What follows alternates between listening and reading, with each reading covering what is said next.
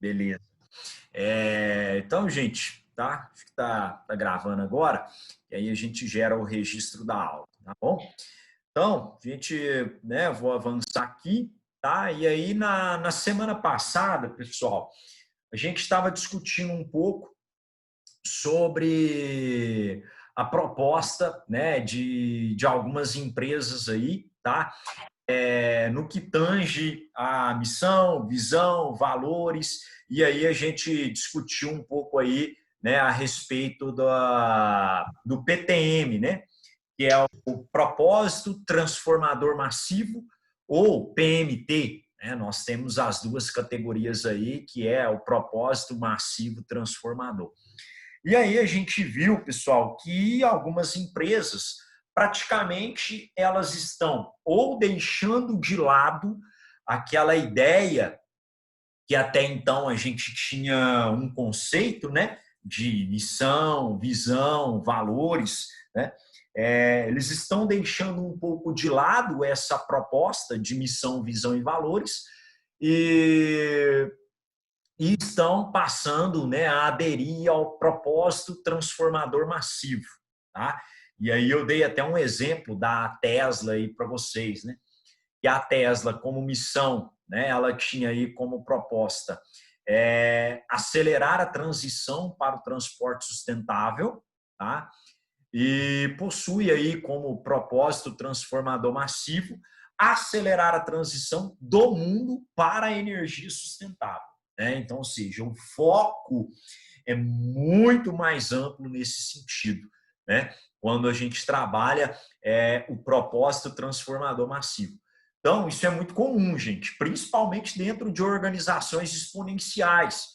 Você não vê dentro ali, no momento que eles vão trabalhar o planejamento estratégico da empresa, você não vê muito ali a questão de missão, visão, valores, igual muitas vezes a gente vê em empresas e em organizações convencionais ou tradicionais. A gente não vê muito isso, tá? A gente vê aí uma nova pegada aí que é o PTM, né? Que é o propósito transformador massivo, tá? E aí a gente fechou, né? Eu dei esse exemplo da Tesla para vocês, dei o exemplo da Google, dei o exemplo da Red Bull, né? O que é o propósito transformador massivo da Red Bull, e é uma empresa, por exemplo, que não trabalha na linha da missão, visão e valores. Tá legal? Então a gente tem, né, essa dinâmica aí, beleza? E aí, gente, o que acontece? Para que as empresas elas implantem o propósito transformador massivo, a gente tem que observar, né, todas essas propostas aí, tá? Todas essas dinâmicas, né? A geração de demanda, questão de comunidade, né? A parte aí, a questão de algoritmos, ativos alavancados, engajamento, tecnologia, autonomia, experimentação, parâmetros de medida, né? Que são os dashboards, tá? E a questão das interfaces, tá? E o que acontece? Isso daqui, gente, é como se fosse o desenho de um cérebro, tá? Imagina aqui como o cérebro de uma organização exponencial, tá? Aqui é como se fosse o cérebro. E aí a gente vai avaliar os dois lados do cérebro. De um lado, né, como nós vamos escalar isso. O que é algo escalável, gente? É algo que dá para a gente crescer numa vertente exponencial, tá? Numa vertente exponencial. Então, é algo que a gente dá uma alavancada aí dentro da empresa. E aí a gente começa a trabalhar essa ideia do propósito transformador massivo. E aí, o que consiste isso, tá? Olha lá que legal. De um lado, nós temos, né, do lado do cérebro aí, né, o lado esquerdo aí, nós temos a ordem, o controle, a estabilidade. Do outro lado, nós temos a criatividade, o crescimento, mas também a incerteza. A gente não sabe o que vai acontecer aí no mercado, né? Alguém aí sabe o que vai acontecer no mercado de 2021, 2022? Souber, só trabalhar um pouquinho com a cabeça que fica rico, tá? Então, é um mercado muito da incerteza, tá bom? E aí, gente, ó, vamos pegar aí o lado esquerdo, o lado das ideias, tá? Como que a gente vai usar o propósito transformador massivo dentro do EXO? O que é o EXO, gente? São organizações Beleza? exponenciais, que são aquelas empresas que têm um alto nível de crescimento, como eu mostrei aqui para vocês, diferente da linha de crescimento da empresa linear ou convencional. Tá legal?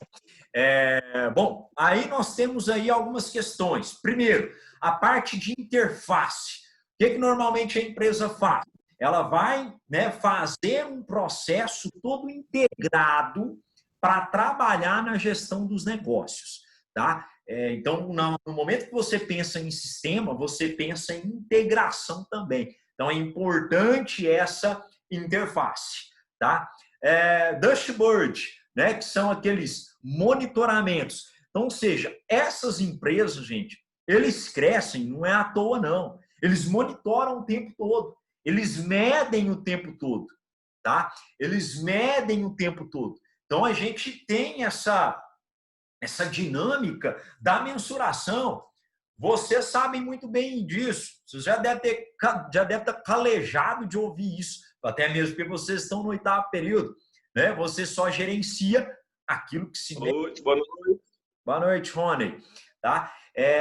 Outra questão, tá? Questão da experimentação. Olha que legal, gente, tá? Muitas vezes essas organizações exponenciais, o que elas fazem? Elas colocam alguns produtos no mercado ainda em fase embrionária e depois vai ajustando conforme sugestões e críticas dos clientes. Gente, aplicativo de celular a gente vê isso o tempo todo, né? Vai atualizando, né? O tempo todo. E as organizações exponenciais vão nessa linha. Vão nessa linha. Não vamos esperar o produto ficar lindo, maravilhoso. Não existe o produto ideal, o produto perfeito. O produto está capengando ali, eles já lançam aquilo no mercado e depois vai ajustando. Né? E depois vai ajustando. Startup faz muito isso. As organizações exponenciais fazem muito isso e define isso e acredita que essa ideia da experimentação vai ajudar no PTM, que é o propósito transformador massivo da empresa. Beleza? Autonomia. Gente, aquelas altas hierarquias altamente verticalizadas, quebra-se tudo aquilo. Você tem uma estrutura mais enxuta, mais horizontal e mais participativa, tá? E tecnologia social, interação, é um omnichannel, tá? O que é um omnichannel, Marcelo? É você estar presente o tempo todo ali em todos os canais para você interagir com o seu público, para você ter essa dimensão social, tá legal?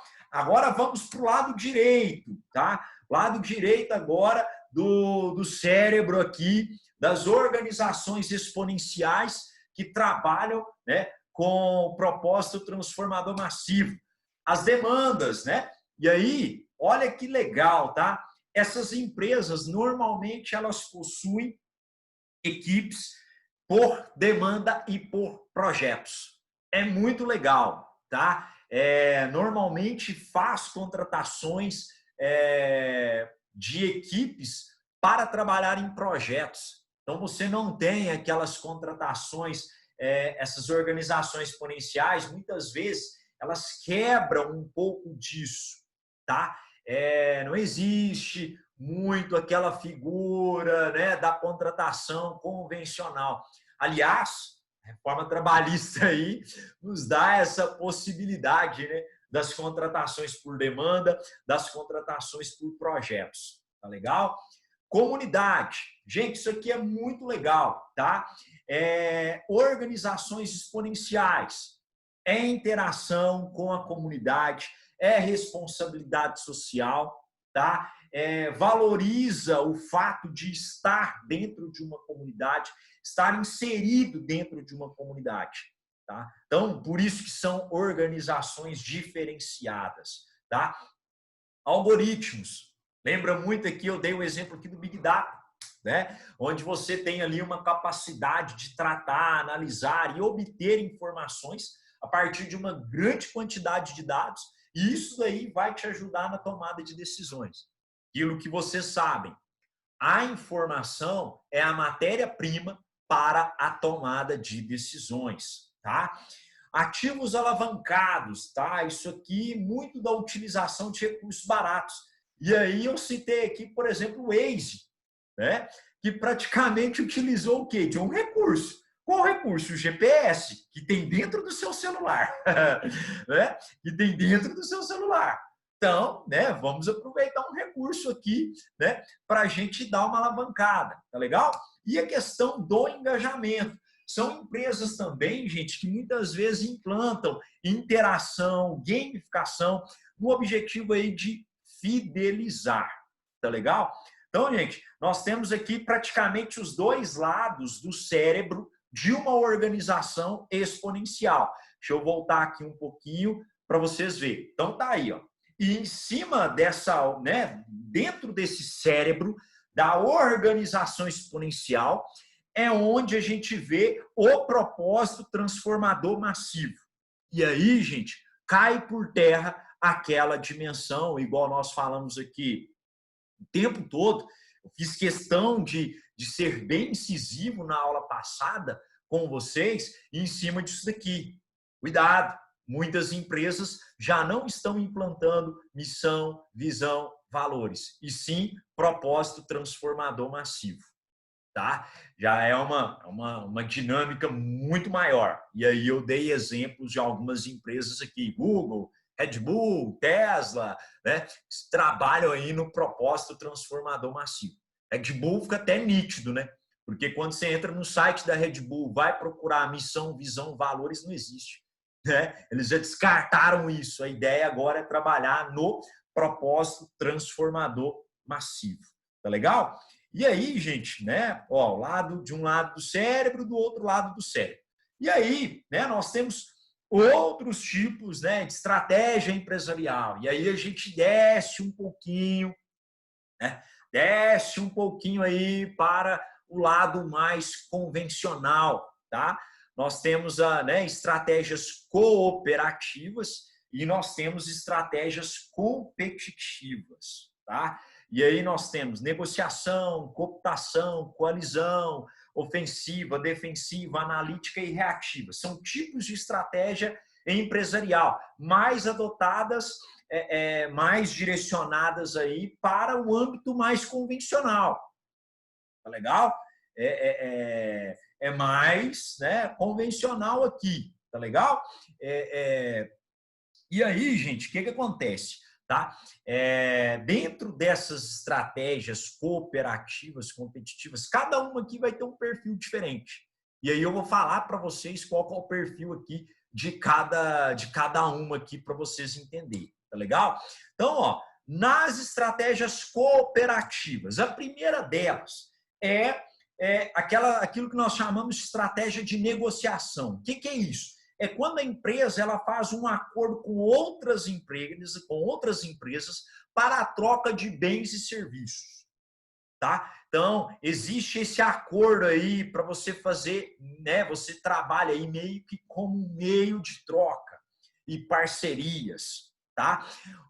Vocês não vão se lembrar, que vocês é tudo novinho, mas uma das maiores estratégias cooperativas, inclusive já teve até artigo científico falando sobre isso, uma das estratégias cooperativas mais fortes no mercado brasileiro foi uma estratégia de algum tempo atrás, lá na década de 90. Vocês não vão lembrar disso, não. Tudo novinho. Lá na década de 90, que foi uma parceria, aí eu vou ter que ir para o lado aqui do esporte, foi uma parceria que a Parmalat fez com o time do Palmeiras na época. Foi uma parceria muito forte, porque virava naquela ideia de contratação de atletas e depois vende, tem parceria. Tinha atletas que jogavam no time do Palmeiras, mas pertencia à Parmalat. Então, foi um acordo ali violento, né, entre as duas aí. Diga, Rony. Marcelo, Oi. eu você fosse falar sobre, eu pensei que você fosse falar sobre a questão da Ambev, mas eu acho que aí a negociação foi diferente, né? Foi compra e Foi um venda? pouco. Foi um pouquinho diferente. Foi um pouquinho diferente. Mas tem ela aqui, tá? Tem um modelo dela aqui, tá bom, Rony? Que vai encaixar aí na questão da Beleza. tá? Então, gente, tá? Vou caminhar aqui, Rony. Ela é na terceira aqui, tá? Então, ó, aqui, gente, né? Eu estou dando esse exemplo aqui porque isso na época foi muito forte. Foi muito forte, tá? Depois, nós temos a estratégia de cooptação. É quando você compra o seu inimigo, o seu concorrente. Eu entro com uma empresa aí de sistemas, aí em Nova Serrana. Se a empresa do Rony estiver me incomodando, eu vou lá e compro a empresa dele. Vou dar um exemplo aqui para vocês em Divinópolis. Então, vamos Como é que negociar, não é? pensa não. Vamos negociar. Vamos negociar. Pois é. Gente, vou dar um exemplo bem bobo aqui para vocês. Aqui em Divinópolis aconteceu isso. A UNA veio e pimba! Comprou a Faced. Entendeu? A UNA tinha uma dificuldade aqui para fechar curso, né, de ciências contábeis, administração, porque a Faced era forte aqui em Divinópolis.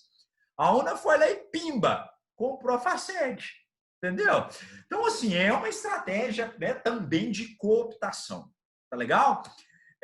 Coalizão, Rony, é que entra um pouco a Ambev, viu? Ó, combinação de duas ou mais empresas, né, que elas se unem, faz junções de grupos, né, para alcançar um objetivo maior, tá? Então, aí entra a Ambev, entra aqui, por exemplo, a TAN, na época lá da Transbrasil, né? Então, aqui entra aí a questão da Ambev, né? E aí você trabalha grupos com objetivos, faz parcerias, né? Com o objetivo aí de se unirem, né? Para BRF também foi a maior. situação? Hã? A BRF, a Sadia, Também, Perdigão. também, tá? Entra aqui também, tá legal? E Mas aí, lá não foi união, não, foi compra, né? como é que é? Lá uma comprou a outra. Qual? A BRF lá, a Perdigão comprou a Sadia. Não, mas aí surgiu a terceira empresa, não? Aí Sei, criou o foi compra, grupo, né? né, o Moacir? Eu falo Mas assim, foi compra. a compra, mas o lado jurídico do negócio, né? Porque aí jogou tudo para a BRF. Né? Aqui o lado jurídico do negócio aqui, ó, vamos juntar aqui, né, para a gente ter um ganho em cima disso daqui. Aí a criação da BRF aí para fugir do passivo, né? Outra coisa. É outra Vamos coisa, dar não uma tem nada a quebrada ver nisso com. daqui, Não tem, né? a Exatamente. estratégia aí é outra. Hã? A estratégia aí é outra, é fugir de um passivo. Fugir do passivo, né? Mas qual que era o objetivo comum? Vamos fugir do passivo. Né? Beleza?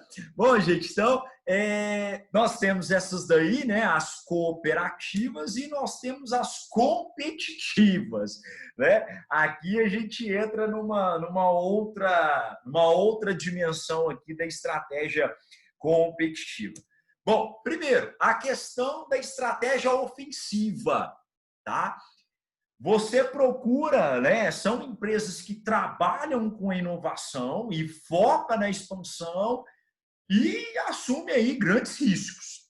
Agora, o problema disso aqui, gente, desta ofensiva, é porque muitas vezes deixa um pouco de lado aí a questão ética, tá? E aí você meio que vai alfinetar um ao outro. Né?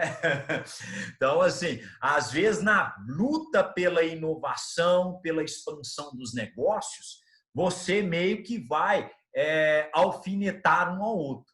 Né? Então, tem muito isso. Tá? Tem muito essa questão. E, né, e empresa aí a gente sempre vê, né? Igual, por exemplo, semana passada eu ainda vi, né? a Burger King alfinetando o McDonald's, né? Então, assim, tem muitas essas alfinetadas, né? Então, é bom. É igual a compra aí do Magazine comprando Netshoes. Vingou aquilo? Foi para frente? Uai, eu acho a Magazine é da Netshoes, mano. Pois é. Então, Não, contrário. Netshoes é da Magazine, contrário. da Magalu lá, né? Da Luísa Helena Trajano. Isso. Gente. Uma baita empreendedora. Nós temos uma outra também, gente, defensiva. Foca nos problemas ou no mercado existente sem procurar crescer ou expandir. Foca muito ali. Marcelo, me dá um exemplo. O exemplo que eu vou dar para vocês, vocês vão assustar. Vocês vão falar assim: ah, Marcelo, mentira. Mentira, não existe isso não. Entendeu? É conversa fiada. Mas eu vou falar que esta empresa trabalha numa estratégia defensiva porque o dono falou. Nem foi o Marcelo aqui que está tirando as coisas da cabeça dele. Foi o dono que falou isso. Tá? Foi o dono que falou isso. Que trabalha muito ali na dele, tá? Não fica perdendo tempo, não fica se desgastando com a concorrência. Tá? Não fica se desgastando com a concorrência. Gente, um exemplo, eu acredito que todos vocês vão conhecer essa empresa, mas assim, eles têm uma estratégia bem defensiva. Palavras do dono, tá? Qualquer coisa, chama o dono e discute com ele. SBT, do senhor Silvio Santos. Ele já declarou isso. Ele já declarou isso. Né? Inclusive, em notícias já foi divulgado isso. E outra coisa também, gente, tem um vídeo dele no YouTube, uma palestra, né? Uma mini palestra, uma palavrinha que ele fala lá no YouTube, numa convenção, quando me parece que o SBT estava completando 30 anos. Silvio Santos falou assim: olha, eu não perco tempo para ficar brigando com Band, com Record, com Globo. Eu fico na minha. Entendeu? Ele se declarou uma estratégia bem defensiva nesse sentido. Diga, Rony. Mas Eu ia falar realmente dessa situação. Eu assisti esse vídeo e ia comentar sobre esse que você falou, entendeu? Realmente, ele fica na dele. Ele falou do percentual que cada TV assumia, falou do valor, né? Foi. Do dinheiro que cada um possuía. Então, por isso, ele entendia que ele não ia brigar por um pedaço que não era dele. Que se a capacidade, se usou lá, se a qualidade dos nossos produtos agradarem mais pessoas, a gente cresce. Se não, nós estamos num tamanho bom, nós não temos que preocupar com ser a maior empresa de televisão, não. Exatamente, Rony. Exatamente. E está crescendo pelo insucesso do concorrente, né? hã? E está crescendo pelo insucesso do concorrente. Não. E de vez em quando ainda bate recorde de audiência, né? Um exemplo, né? Naquela ocasião do impeachment da Dilma. Não sei se vocês lembram que ia ter votação dos deputados para o impeachment da Dilma e foi num domingo à tarde. Brasil inteiro naquela expectativa, hoje é a votação, vai ter um impeachment da Dilma e tal.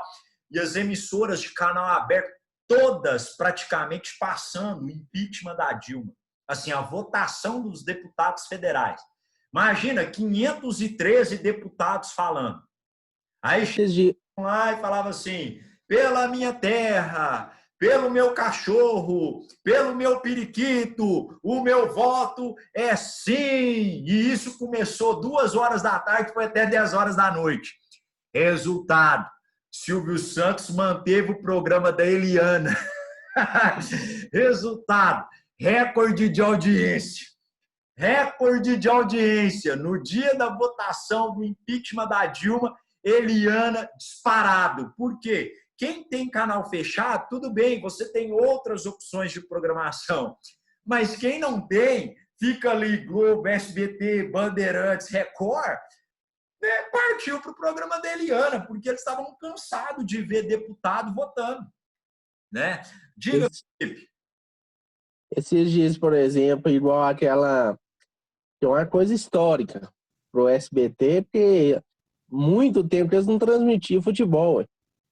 Pois é. Foi a transmissão do Flamengo com o Flamengo e Fluminense. Fluminense, né? Pois é, Eles bateram. exatamente. Bem lembrado, Felipe. Bem lembrado. Deu outra cacetada aí, né, nas outras emissoras. Vamos lá. A analítica, tá? Ela mantém aquela estabilidade, mas é aquela empresa que responde rápido, né? Ela tá ali de olho no mercado. Qualquer coisa, pimba. Surgiu uma oportunidade, ela vai lá e se adequa muito, mas muito fácil, tá? Empresas voltadas aí para o âmbito tecnológico tem essa característica, tá? E aquela reativa, que é a pior. Ela espera a situação acontecer para depois ela reagir e se adequar ao mercado, tá? Então, é uma estratégia reativa, né? Vamos esperar, vamos ver o que vai acontecer no mercado. Aí vira aquela loucura, porque você tem que mudar a estratégia de uma hora para outra. Tá legal? Bom, estudos no Brasil, gente, revelam que a mais frequente é a analítica, tá? A mais frequente aí é o modelo analítico aí de estratégia, tá? A reativa é a menos eficaz em termos de crescimento. Lógico, porque você reage a pressões da concorrência, né, e a dinâmicas de mercado. Vamos aguardar para ver, vamos investir não, vamos dar uma segurada primeiro. Vamos ver o que vai acontecer. Então, fica naquela, né? Então, é muito uma estratégia de reação, né? Querendo ou não, todas as empresas, de certa forma, carregam um pouquinho da reação. Porque tem coisas que entram e que você não está esperando. Seja para o bem, seja para o mal, né? Ninguém estava pensando em pandemia nessa quebradeira que foi o país. Mas a empresa que produz álcool em gel também não estava esperando faturar tanto. Né? Então, de certa forma, né, cada uma de si traz consigo um pouco aí, né, daquilo que o mercado reage, tá legal? E a ofensiva, gente, muitas vezes ela compromete a ética empresarial, né? Porque às vezes você fica muito preocupado com o concorrente e praticamente o foco é meio que ficar alfinetando o concorrente. Então também, né, precisa ter esse cuidado aí. Ainda mais hoje, gente, né? Ainda mais hoje, é ética, é não sei o quê, é responsabilidade social. Uma empresa pisa na bola com alguém aí, vai todo mundo para as redes sociais manifestar contra aquela empresa. Então é muito fácil, né? Detonar aí com a reputação de uma empresa, principalmente no viés aí, né? E voltado aí para a questão das redes sociais. Legal? Até um cachorro na loja faz diferença, né? Exatamente. E aí, gente, nós temos aqui alguns fatores que dificultam a implementação de estratégias dentro das empresas, tá? Primeiro, divergência de interesse da alta administração. Se lá no topo já tem problema, esquece estratégia, tá? Se lá no topo já tem problema, esquece estratégia, tá? Segundo, falta de liderança, tá? Fica difícil, tá? Fica difícil, fica complicado. Disponibilidade de recurso, tá? Comprometimento da administração, a alocação de recursos. Não, vamos jogar para aquele setor, né? Vamos focar só na produção, vamos focar só na venda. A parte de gestão de pessoas aqui a gente deixa para depois. Primeiro nós temos que vender. Depois a gente preocupa com pessoas, né? Primeiro vamos produzir, depois a gente preocupa com pessoas. Porque pessoas, como diz, né, é recurso humano, né? Recurso é o seguinte, né? Se não serve, vamos descartar, né? Vamos descartar. E aí a gente prega, né, que as pessoas são os maiores ativos da organização. Beleza. Mas numa primeira balançada ali, né, são os primeiros a serem demitidos. Não cumprimento de prazos, tá? E centralização das decisões. Muitas vezes, gente, planejamento, cria-se um planejamento, cria-se uma estratégia, mas isso só fica no campo lá do diretor, da administração. Isso não é repassado para a dimensão tática e para a dimensão operacional. Tá legal? Então, muitas vezes, isso também não é repassado. Tá? Fica muito na cabeça do dono, mas o funcionário, muitas vezes, não compra a ideia da estratégia. Tá legal? Gente, tem 4 minutos, rapidinho, vou explicar para vocês. A minha atividade, ela vai valer 5 pontos, que é o que eu tenho para distribuir, e também a APS. Tá legal? Então, vou considerar a APS e a atividade já vai ser também a APS, tá? Para facilitar ainda mais aí a vida de vocês. Beleza? Então, tá aí, ó.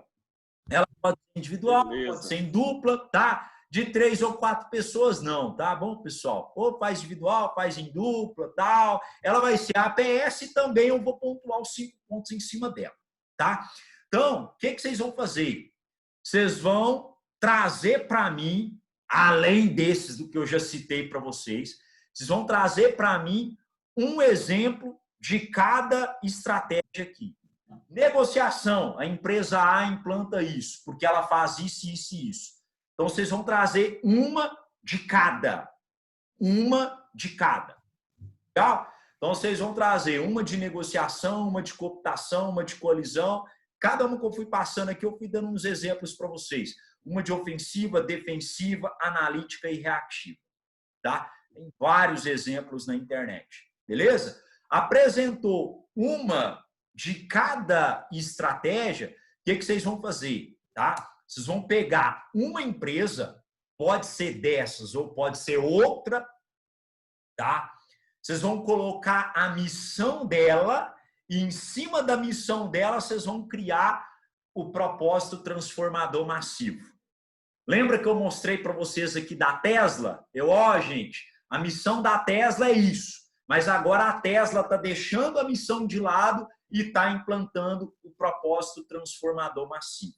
Ou propósito massivo transformador. Tá legal? Então é isso que vocês vão fazer. Vocês vão apresentar, né, empresas que adotam cada uma dessas estratégias, uma para negociação, só.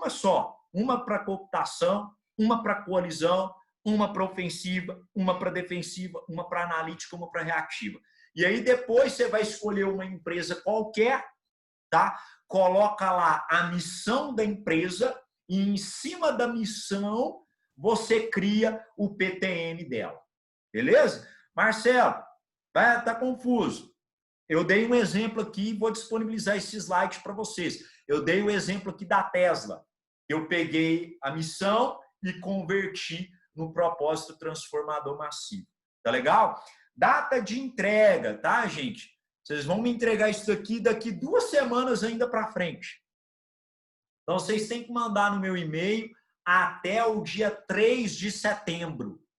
Tá legal? Então, sem ser quinta-feira que vem, na outra. Então, vocês têm 15 dias para vocês fazerem isso aqui, tá? E aí já vai valer para a APS e já vai valer os 5 pontos, tá bom? Vou considerar uma só. Nada desse negócio de dar APS e atividade, não. Tudo um pacote só. Beleza? Então, gente, vou interromper o compartilhamento aqui, que eu tenho praticamente 1 minuto. Beleza. André tá aí? Rapidinho. Tô. André, Moacir tá aí. Leonardo. Estou. Thalita. Presente. Felipe. Presente. Gislaine. Presente. Nathalie. E o Rony. Presente. Beleza? Então, E eu aí. também. Presente. Gente, então, valeu. Boa noite. Até semana que vem, se Deus quiser.